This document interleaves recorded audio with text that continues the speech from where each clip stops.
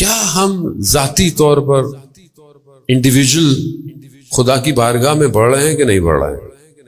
آج کے دور میں سارا جو گیم ہے وہ یہی ہے. ظاہر طور پر انسان جمع ہو جاتے ہیں، ہو سکتا ہے آپ کو بہت سی جگہ، لیکن اگر جب تک آپ فردی طور پر نہیں پہنچیں گے کمال نہیں ہے. اگر ایک فرد بھی مضبوطی سے کھڑا ہو گیا پوری امت کھڑی ہو جاتی ہے. ایک فرد، اس ایک فرد کے لیے ساری محنت ہوتی ہے. ڈیجٹ تھوڑے ہیں مگر کثرت پہ غالب آ سکتے ہیں اگر صحیح ہو جائے. آپ شخص دیکھیں کیسے انسان کھڑا ہوتا ہے. شیخ انصاری وہ بہت بڑے عالم دین ہیں اور جو ہے وہ اپنے زمانے کے فقیہ ہیں. عجیب کرامات ہیں. ایک طالب علم کہتا ہے کہ مجھے ایک بہت مشکل تھی، 2 میری حاجتیں تھیں اور شرعی حاجات تھیں.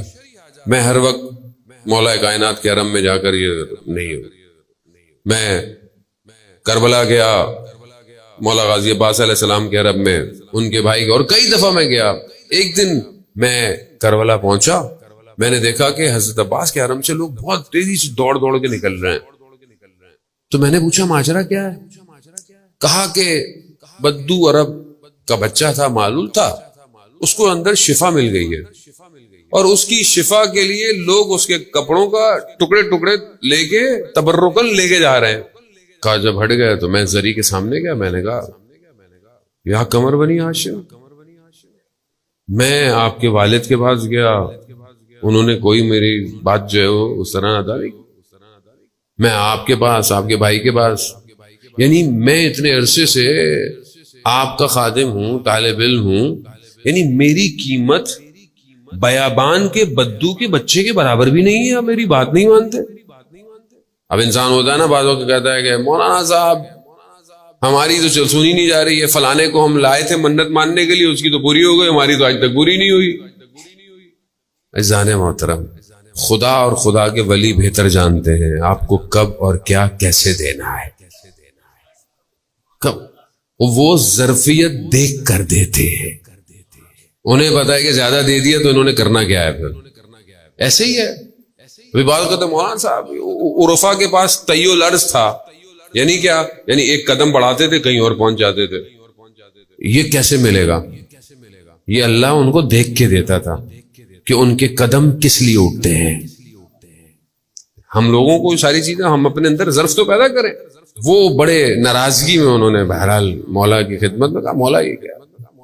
کہا میں چھوڑ کے جا رہا ہوں نجف، بس میری بات ہی نہیں کو مان رہا. ہوتا ہے لوگ بہرحال ناراض کریے.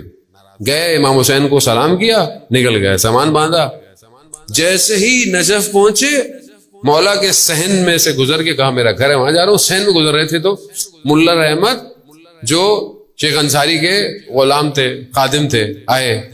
کہا شیخ عبد الرحیم، شیخ انصاری نے بلایا. کہا تمہیں کیسے پتا چلا کہ میں یہاں پہ ہوں، یا ان کو کیسے پتا چلا؟